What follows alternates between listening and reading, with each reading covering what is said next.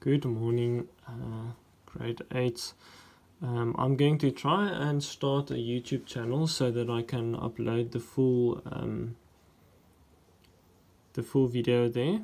Hopefully it will work. I know this is a bit amateur, but I have to start somewhere, right? Okay, what do we see here? I said yes, squaring, cubing. This is just the topic that we'll discuss. But I'm going to focus on squaring now with the one that I'm going to do. As you can see, there's a square there. Now what do we have? We have a -2 in front of the brackets. Then inside the brackets we have -3 x squared y z to the power of 3, and then outside of the brackets we have a square. Very important to note that this square is only applicable to what is happening inside the brackets here, not to the -2 that's outside of the brackets. So what you'll do is you're just going to rewrite that -2, because at first we're just going to look at the brackets and the exponent. Remember, that's what BEDMAS says. We start with the brackets and the exponent. Okay, so very important thing, I think, where we need to start is we need to put an exponent of 1 where we don't see any exponents, because that's going to become very important for us. Then the next thing to note is, can you see that there's a negative inside the brackets? That raises the red flag. Why? Why does it? Because we need to go and look at the exponent to figure out if that negative will remain there or if it will disappear.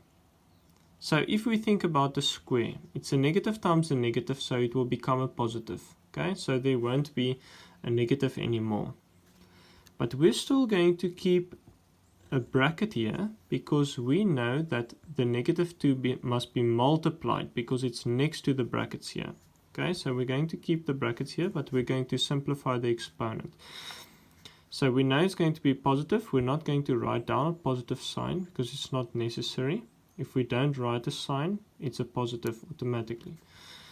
Then we also know that from our exponential laws, when we are multiplying inside the brackets, it means that that exponent that's outside the brackets must be multiplied with every exponent that's inside the brackets. Okay, we can only apply that law because we are multiplying inside the brackets here.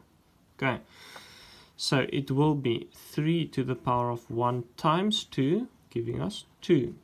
X to the power of 2 times 2, giving us 4. Y to the power of 1 times 2, giving us 2. And Z to the power of 3 times 2, giving us 6. Okay. Now, I just quickly want us to rewrite what 3 squared is. That's a 9. X to the power of 4, y squared, z to the power of 6. Can you see we are still multiplying here? It's a negative number times a positive number. Remember that 9 is a positive, so that will give us a negative value. And then we have 2 times 9. That will give us the 18, and then we still have all of the variables, x to the power of 4, y squared, and z to the power of 6. Okay guys, that's one example that I wanted to show you with regards to squaring. Thanks.